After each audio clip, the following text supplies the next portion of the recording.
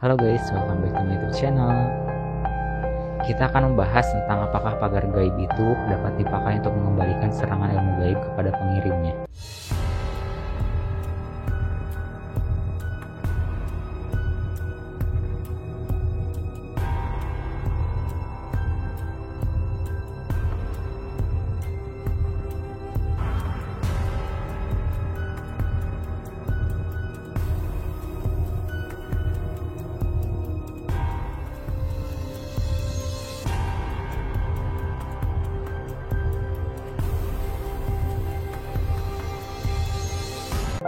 Apa kabar Anda? Saya doakan semoga selalu sehat dan senantiasa diberikan kemudahan serta kelancaran dimanapun Anda berada. Bahasan kita kali ini terkait soal pagar gaib, juga soal kaitannya dengan serangan gaib.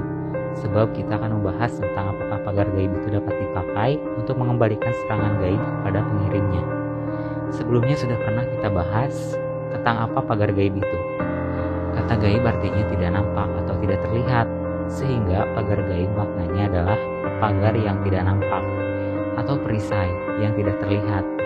Istilah ini merujuk kepada segala macam sarana spiritual yang dimaksudkan untuk melindungi diri dari berbagai macam mara bahaya, termasuk mara bahaya yang disebabkan oleh ilmu hitam. Salah satunya, contoh serangan pagar gaib adalah jimat rajah pagar gaib. Penyalahgunaan ilmu hitam ini wujudnya macam-macam. Ada yang disebut dengan santet, teluh, tenung, dan juga guna-guna. Dengan menggunakan sarana pagar gaib, maka diharapkan serangan ilmu hitam dapat ditangkal sehingga tidak sampai melukai diri kita atau menyebabkan kesusahan dalam hidup kita ya.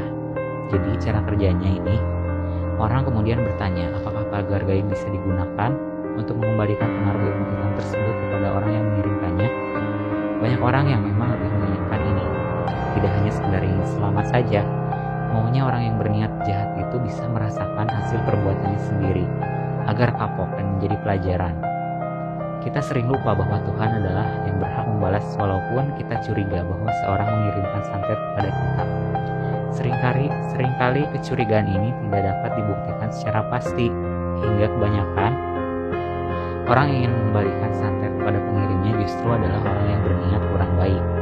Bukan sekedar ingin diberikan keselamatan, tetapi berharap agar penderitaannya itu bisa dirasakan oleh orang lain yang tidak disukainya. Masalahnya, pemikiran seperti ini malah berpotensi menjadi kondisi kita makin memburuk.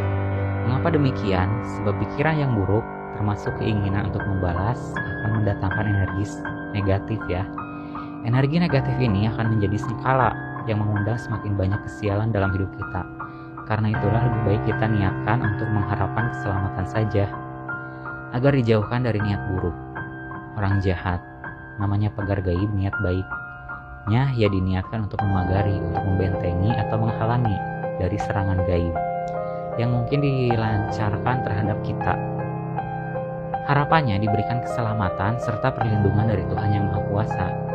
Jikapun suatu saat tiba masanya bagi orang ini untuk menerima balasan apa yang diperbuatnya, maka berikanlah balasan tersebut menjadi pelajaran bagi kita, supaya kita tidak pernah terpikir untuk berbuat buruk terhadap orang lain. Sikap ikhlas ini memang sesuatu yang sulit untuk dibangun. Terlebih kita seringnya pelaku santet itu bukan orang lain, seringnya masih kerabat kita sendiri, masih saudara kita, atau malah tetangga kita sendiri. Jadi tiap saat kita masih bersinggungan dengan orang yang bersangkutan, anggaplah sebagai ujian bagi kesabaran dan keikhlasan kita, sehingga kedepannya bisa menjadikan kebijaksanaan yang luar biasa. Sampai di sini kurang lebihnya.